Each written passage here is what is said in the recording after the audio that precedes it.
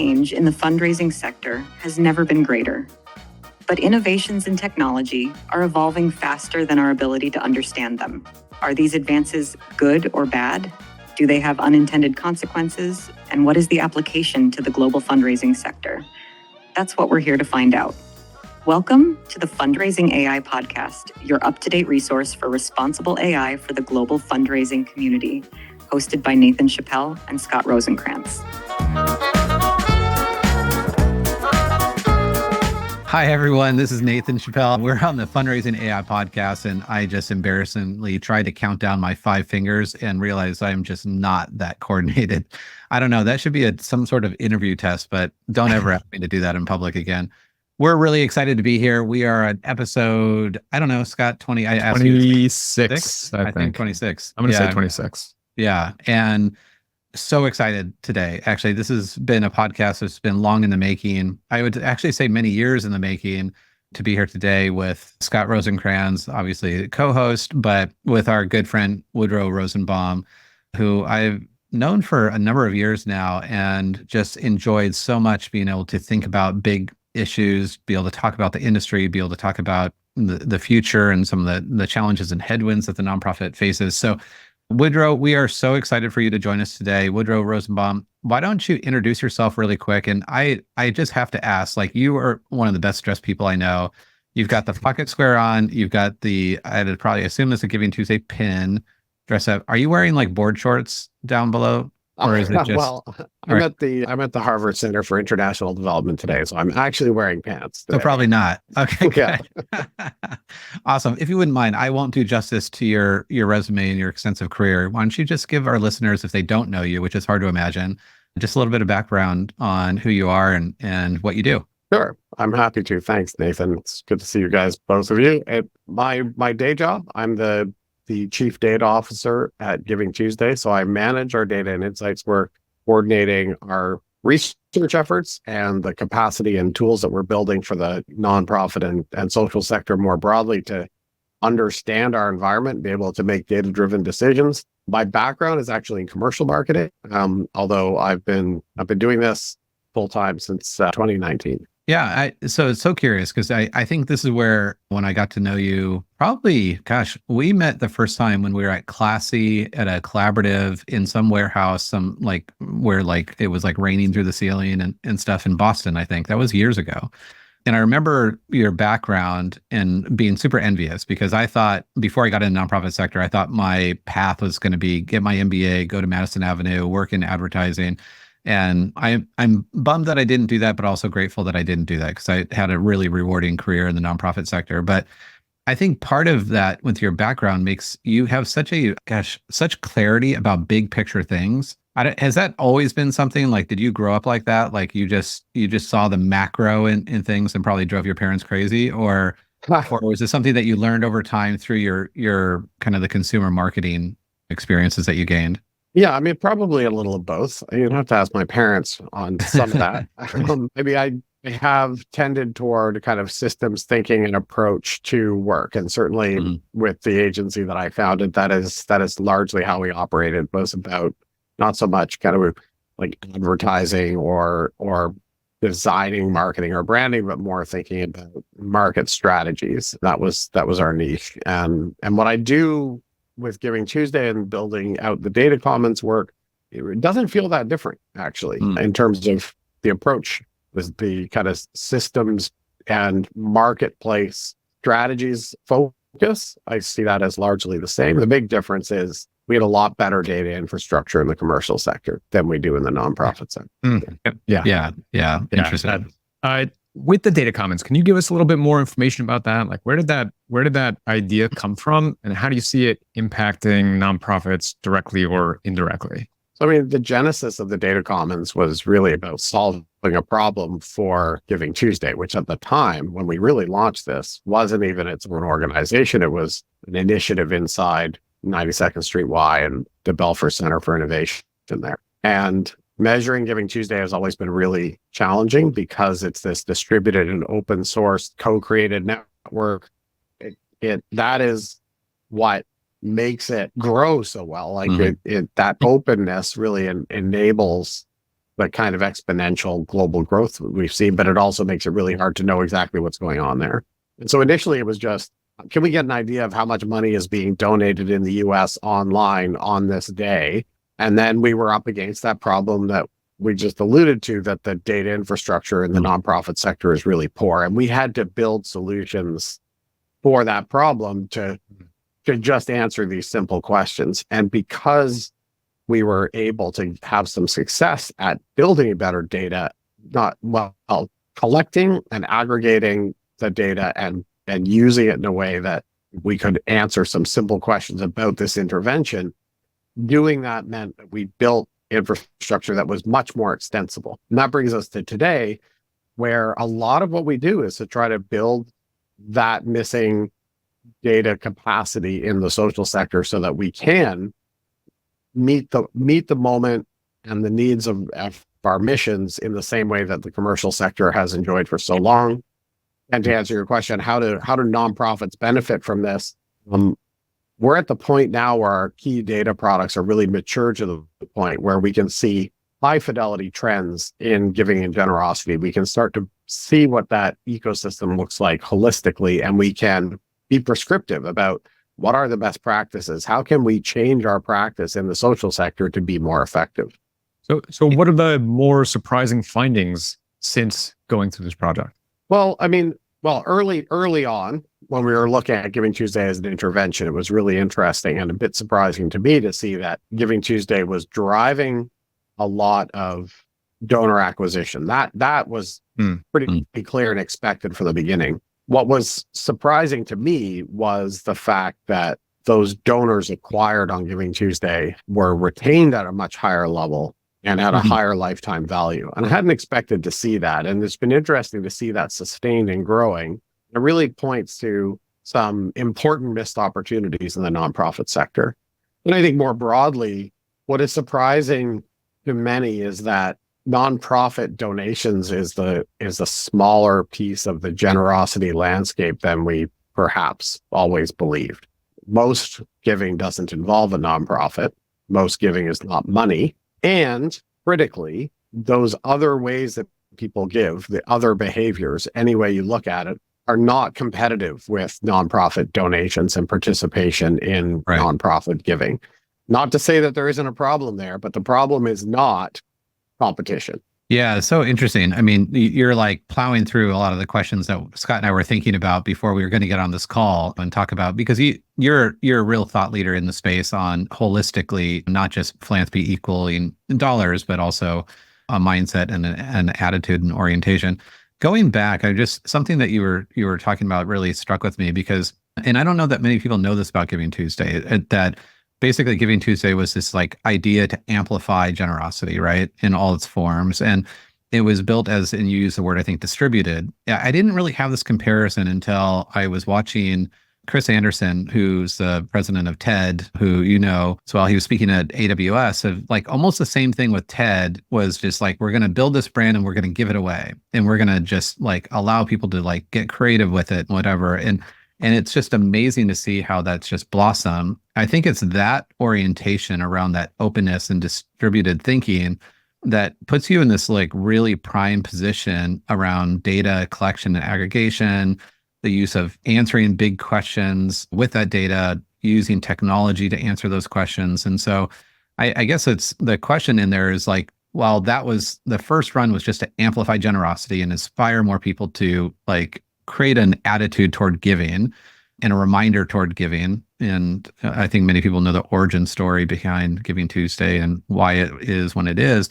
Is this next evolution is just like, it's just a natural next evolution for GivingTuesday? It's like, okay, so we already have that mindset. Now we're going to embrace and go deeper. We're going to answer the unsolvable questions or provide tools at scale. Like where are you at today? And then we'll get into where you're thinking about in the future. Yeah, I think that as we go deeper into these questions, what's emerging and then where we are right now is thinking about generosity as a fundamental component of a healthy, thriving civil society.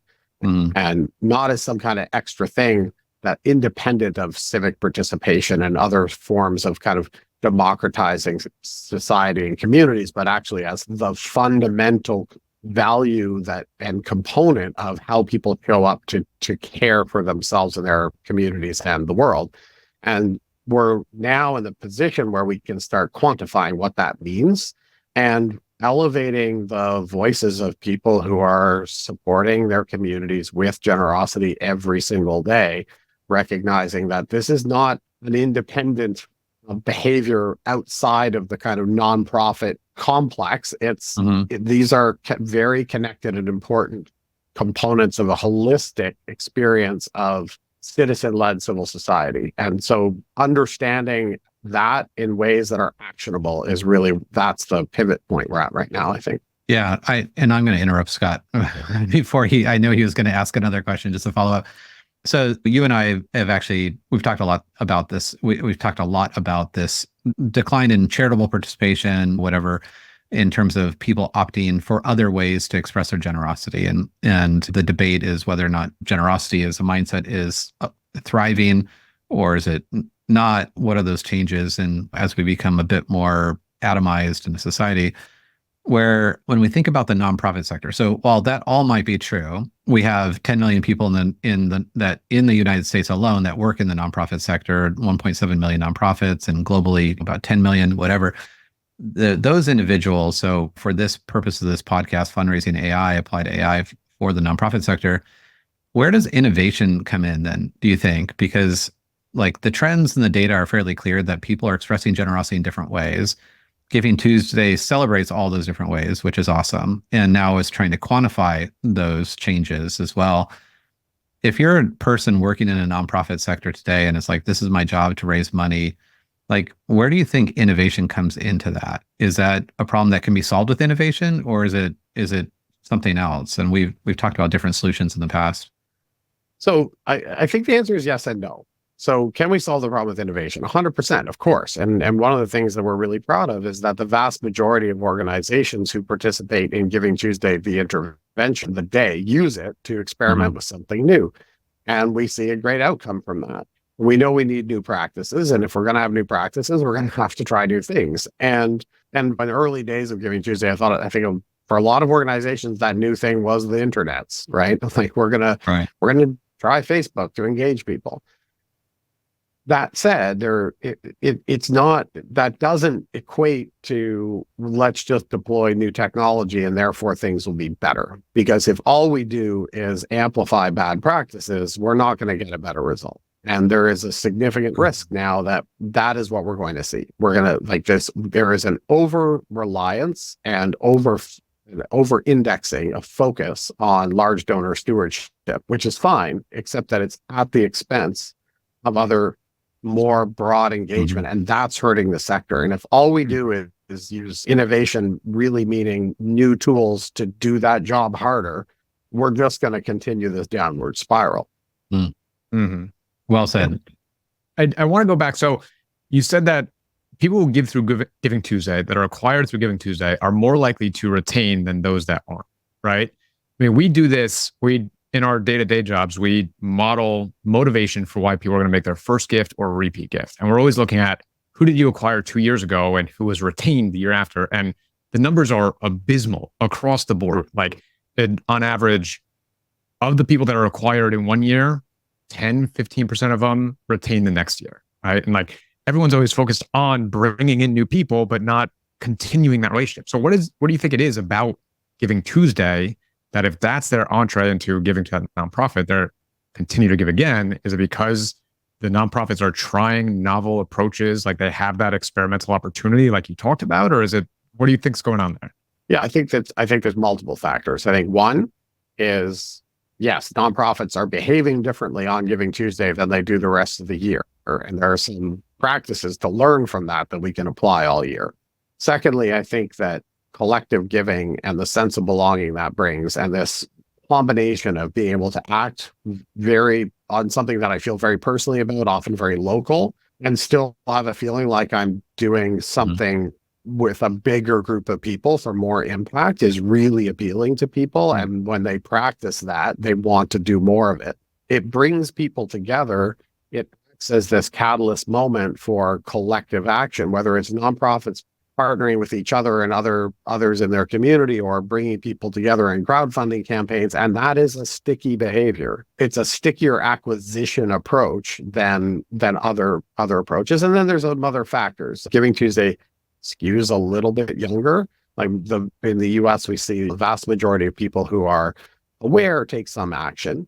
That's particularly true for younger donors who are more often left out of the rest of the year's engagement.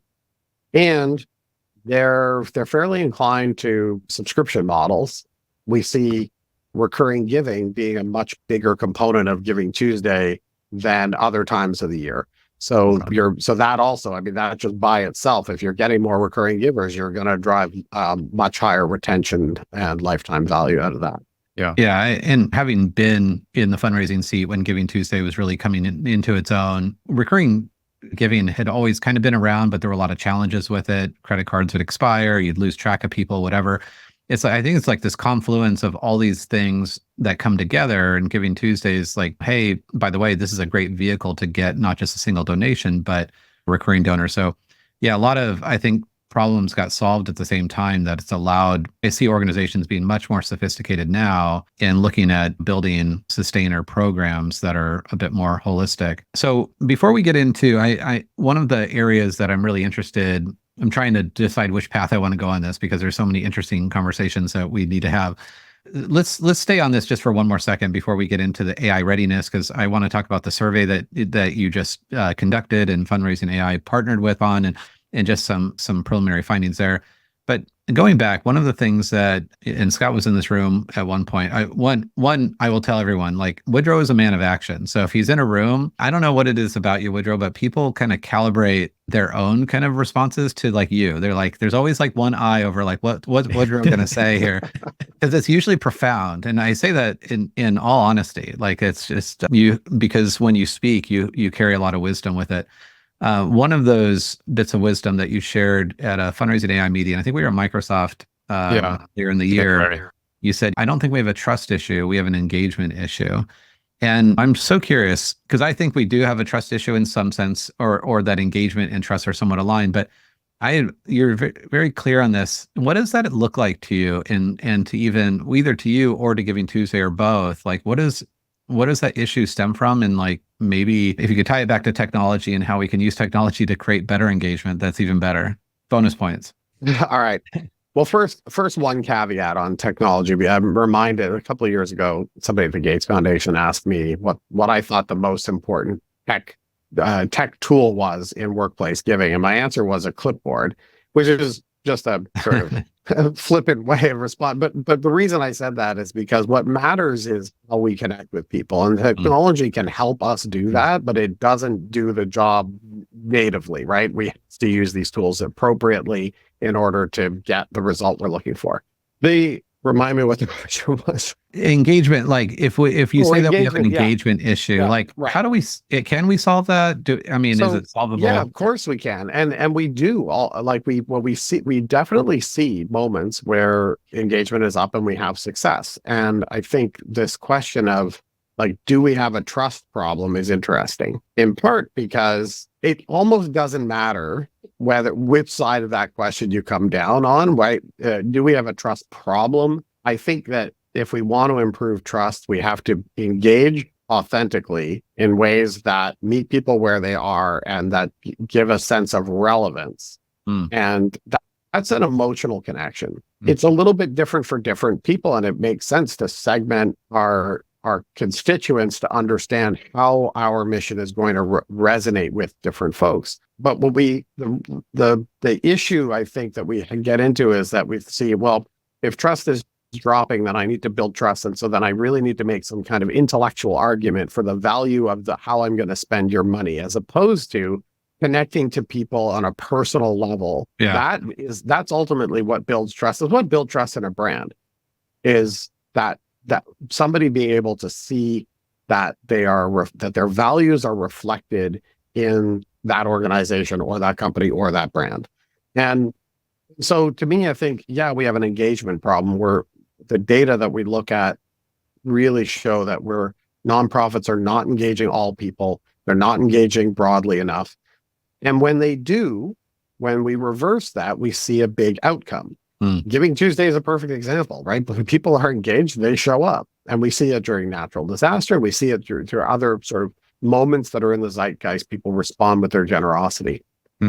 That's how we build trust. So if you think we have a trust problem, think about how you're going to be authentically engage people in a way that is relevant. And then, yes, I think trust will increase.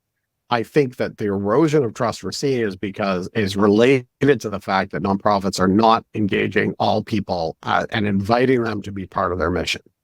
Yeah. Awesome. I love that.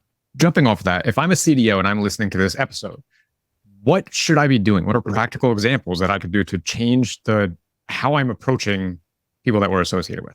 So first, it's a mindset shift. We have got to lose the scarcity mentality in the nonprofit sector, this idea that it's not there, so don't go looking for it, because the data simply do not support that. There's a lot more elasticity in the donor market than anybody really gives credit to.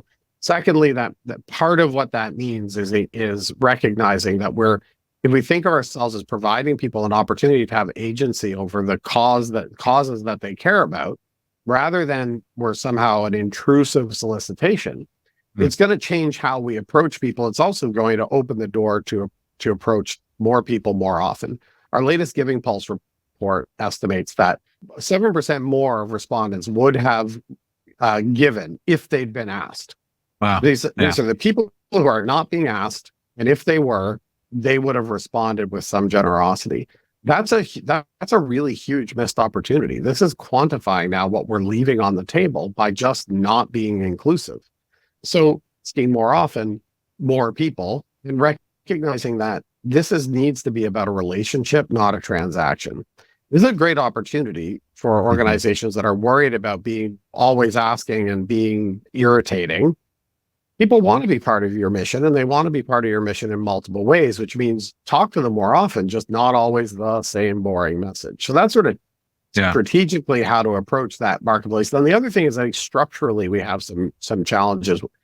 I think organizations are too siloed into the kind of programmatic engagement of community, the marketing and communications teams, and development as very kind of separate elements, instead of thinking about this as integrated storytelling mechanisms. And that's I think going to result that breaking down of those silos and thinking about we have stories to tell to multiple constituents for multiple outcomes is not only going to get a better result, but also is probably actually a lot more efficient than this siloed approach. Yeah. And talking about the way kind of more value per unit of storytelling. Yeah. I love the way you put it earlier of changing our mindset of we're not being a burden to these individuals by asking them to part with their funds. We're giving them an opportunity, right? And what we find, again, with our modeling, people who are more engaged, closer connected, they give larger gifts on average, and they give quicker. And it really is about like, you're not taking from them, you're giving them this chance to make an impact and invest in something that they truly care about. And if you don't do that, you are taking away from them. Yeah, that's exactly right. Well, I love, so this is a great segue into talking about how AI can assist organizations in doing human-centric things, and I really prefer the word augmented versus artificial intelligence, because as we think about nonprofits, we want to keep kind of humans at the center, and the at least trust, engagement, these things that we're talking about are inherently human values that most people share or like to have. So I think it's a natural segue for you to be like, okay, so here's Giving Tuesday broadly. Let's inspire generosity, amplify the impact of generosity in all its forms. Let's now try to quantify that by creating a data commons so that we've got good data and we can manipulate it different ways to really better understand what the levers are. And then this new era of what are we going to do with that data in AI? And so Giving Tuesday has launched, you have a number of working groups, which I don't know that a lot of people know about. So it'd be good to just get a high level overview of that. But one of the working groups is on around AI and what is the application of AI in the sector. Where are you thinking? Well, I guess first, you just did a study. So, one is to, I think, gauge where our sector's at overall, kind of in their AI adoption. maybe some preliminary findings there, kind of when that report will be released and that kind of thing. And then I think if you want to just kind of shed a little bit of light on where I understand this is just the beginning of this new phase, where do you see this going in the future? Yeah, so I'll start. Yeah, so starting with the AI readiness survey, we're asking nonprofits around the world to tell us about their data practices, their use of AI right now, and how they're feeling about their ability to leverage new tools. And this report will certainly show some interesting differences in different geographies and subsectors, which will be coming out in this report. I think perhaps not too surprising to many. Most organizations are using AI in some way, or at least kind of experimenting with it. It tends to be a little bit less directly in the mission. A lot like and it's easier, right, to get in to use ChatGPT or some calendaring system or note takers, right? The stuff that is being built just broadly for commercial application applies just as well for our workflows as it does for anybody else's office environment. Yeah. There are key risks in the nonprofit sector that are perhaps, if not unique, particularly acute, that nonprofits are worried about. They're worried about data breaches. They're worried about the models being biased, not reflecting the needs of the nonprofit sector in ways that are reliable. They're worried about ethics and inequality and exacerbating those issues. And critically, they are, by and large, nonprofit leaders and workers are not feeling ready to adopt AI tools in their organizations, despite the fact that they're at least dipping their toe in the water in the uses. They're not feeling ready. And so I think there's a good news, bad news story there. I mean, one of the things I've noticed with this particular tech wave is that there appears to be less inertia in the sector than we've seen previously. There's less kind of reluctance to get into this tech and what it means.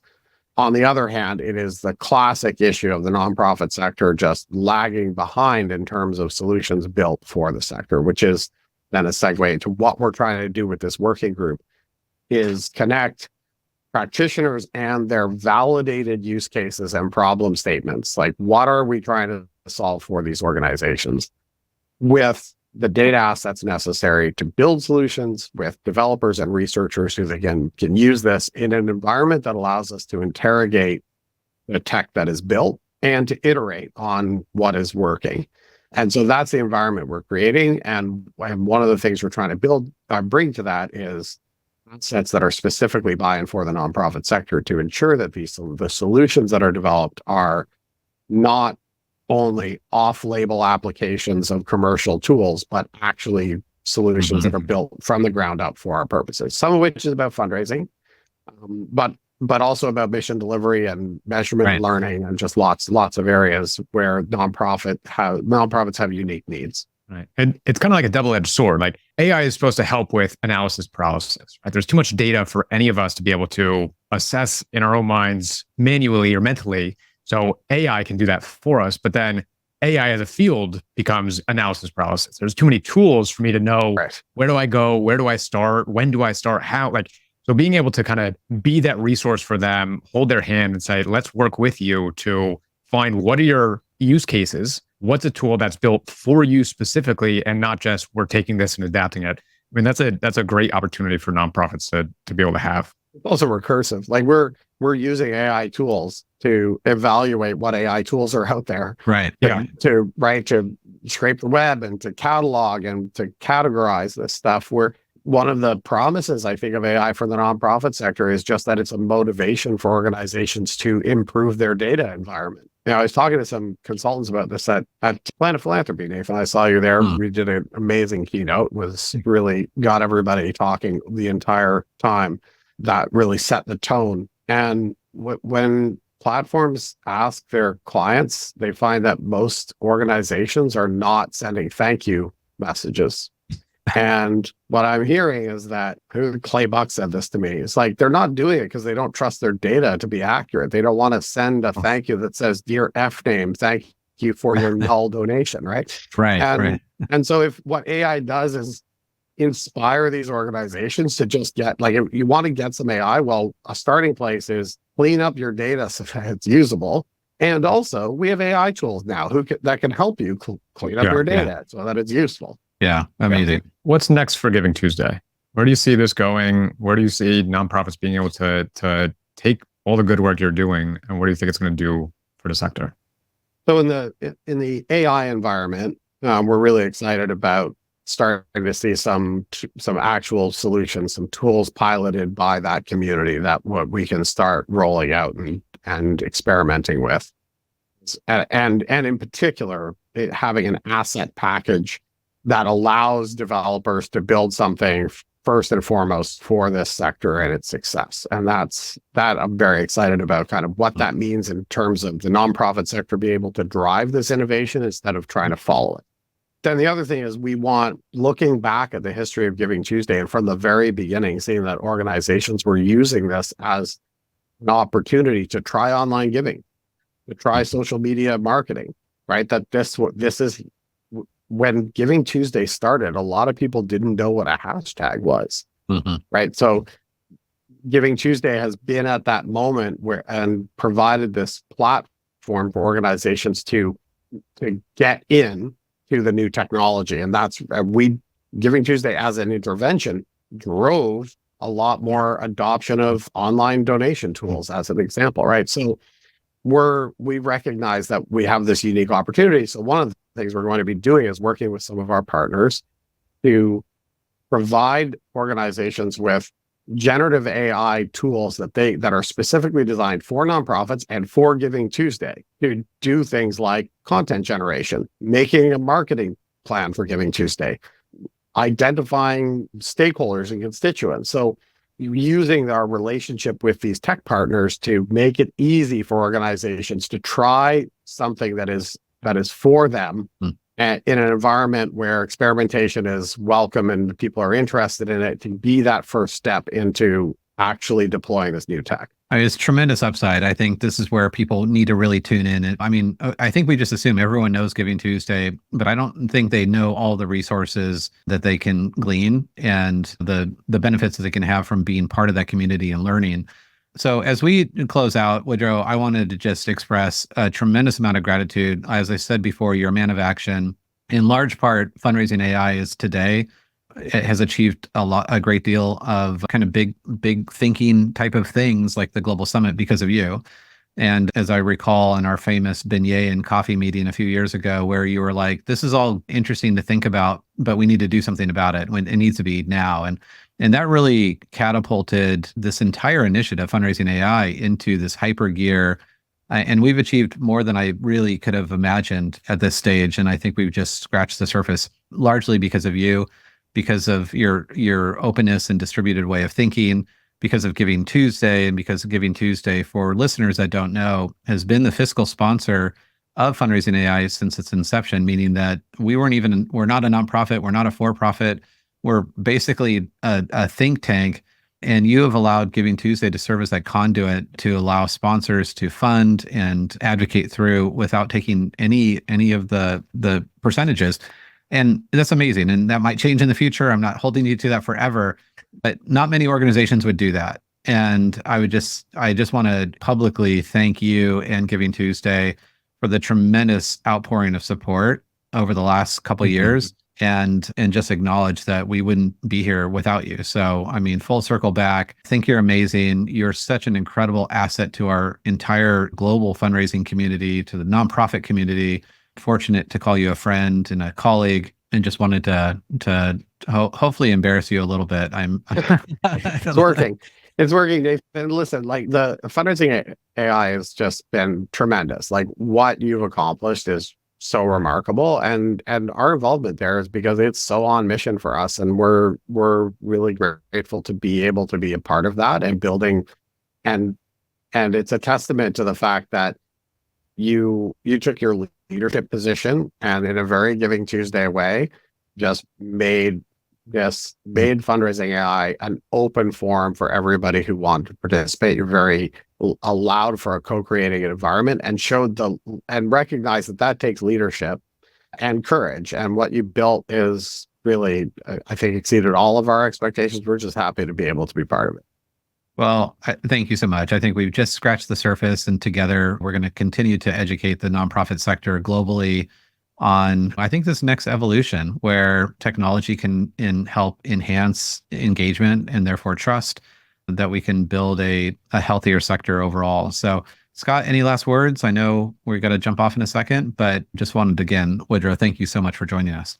Yeah, thank you both for everything you've done with FAI from both sides of it. Woodrow, thanks for joining us today. A great conversation. Excited for this to come out and hear what questions it spurs from those who are listening. Anyone who is listening, again, if you like it, share, subscribe, send to your friends. If you don't like it, still subscribe, do $1 or something. But reach out to us on LinkedIn. Let us know what you want to hear about. What is this helping? How can we help you? This is, again, a resource for all nonprofits out there. So thanks for being a part of this. Awesome. Thanks so much. Thanks for having me, guys.